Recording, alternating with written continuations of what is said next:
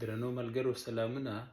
وایي یو سړی و منډې وهلې، بل کس چې ولید غږ یې پرې وکړ چې وروره خیرت دی څنګه منډې وهې. نو دا کس چې منډې وهلې ودرېد، ولا وایي هغلته غلو وشکولم او ورڅه یې رانه واخیسته.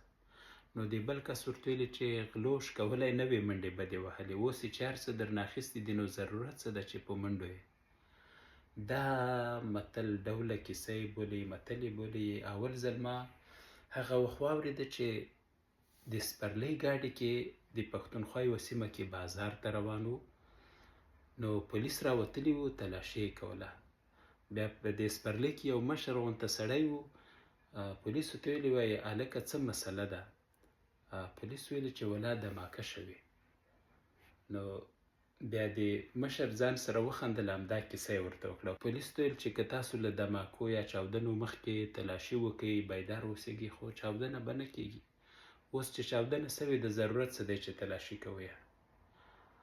نو دلته دا کیسې یا متل راوړلو نه زما هدف دا دی چې ستاسو سیمه کې به هم دغسې کیسې یا متل ډوله خبرې وي، نو که در سره وي زموږ سره یې شریکې کړئ.